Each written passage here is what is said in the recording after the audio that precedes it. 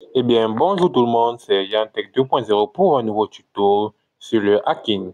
Et aujourd'hui, je vais vous montrer ce que le peuple attend tous, c'est-à-dire comment est-ce qu'on peut hacker les Wi-Fi. Mine de rien, il y a plusieurs méthodes assez simples et je vais vous en présenter une en utilisant le logiciel Ergedon. Et oui, directement disponible sur Kali Linux.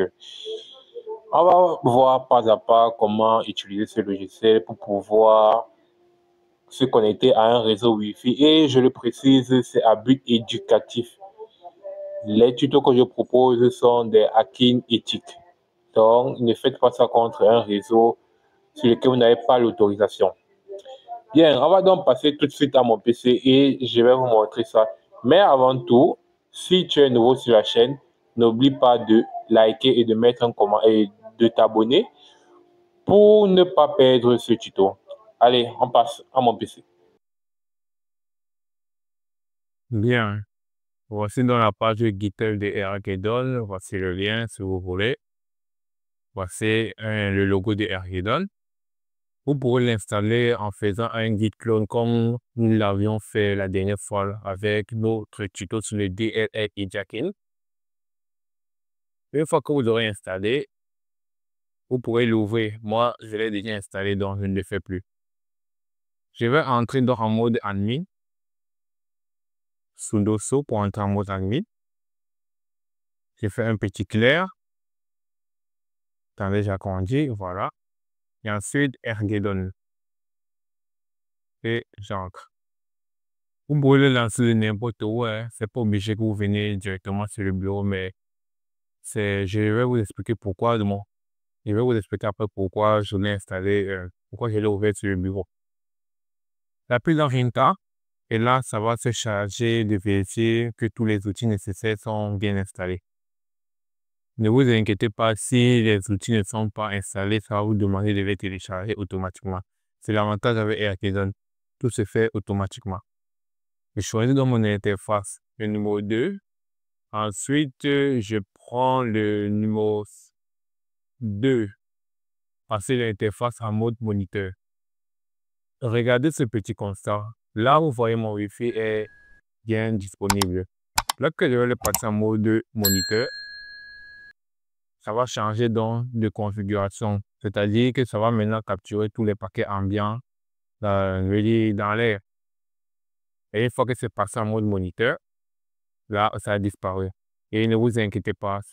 Comme je vous l'ai dit, ça va juste changer euh, de mode. Nous allons maintenant prendre le numéro 7, ce qui nous intéresse. Et ensuite, le numéro 9. Vous voyez, on dit mode moniteur nécessaire. Inter. Voilà. Ensuite, là, maintenant, on va chercher tous les Wi-Fi à proximité. Ce qui nous intéresse, c'est le Redmi 14C, notre propre Wi-Fi. Je vous conseille d'attendre au moins 20 secondes, 30 pour que ça capture bien les paquets environnants. Et une fois que ce sera bon, vous appuyez juste CTRL-C.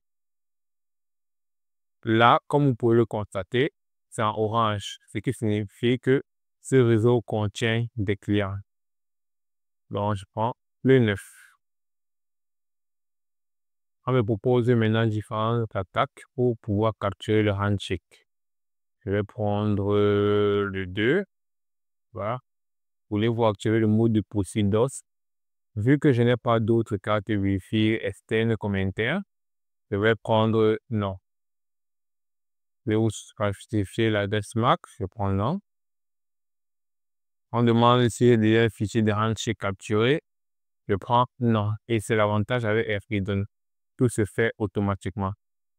Je vais mettre un intervalle, disons, de 30, 40 secondes. Oui, c'est bon. Et là, les fenêtres vont s'ouvrir. Ne fermez absolument pas les fenêtres. Soyez patient.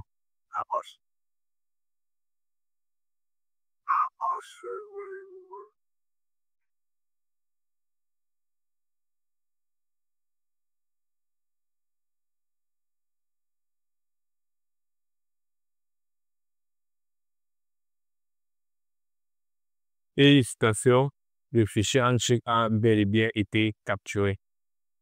Voilà.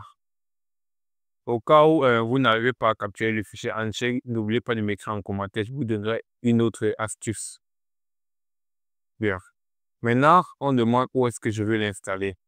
Je vais bien sûr l'enregistrer sur le bureau, c'est mieux, pour que vous puissiez aussi mieux voir.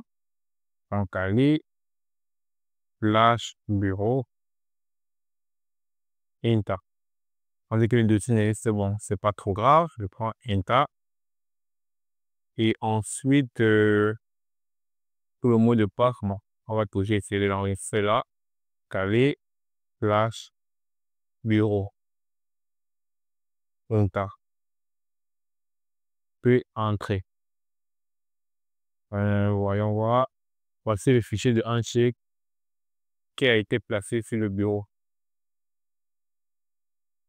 Maintenant, on demande de choisir la langue du menu. Je prends le 3. Là, je vais prendre une autre. Ensuite, entrer. Là, plusieurs fenêtres vont s'ouvrir. Vous ne les fermez pas. C'est à ce moment donc que l'attaque par Evitune va commencer avec le portail captif. Et c'est cette fenêtre contrôle qui nous intéresse précisément. Parfait. Tout est bon. Je vais maintenant venir sur mon téléphone et vous montrer comment ça se passe. Bien. Sur le téléphone, on vient juste là, sur le Wi-Fi. Et vous verrez Redmi 14C et c'est totalement déverrouillé. Plus vous serez proche de la victime et plus le Wi-Fi se mettra au-dessus. C'est ça l'avantage. Donc je prends, vous voyez ce qui va s'afficher et vous voyez également l'écran. On demande que ça nécessite une autorisation. Et un client non vigilant, il va venir, il va mettre le mot de passe. Prenons déjà dans le cas où je mets un mauvais mot de passe. Vous voyez, clé de sécurité incorrecte, retour à l'écran principal. Maintenant, mettons la bonne clé.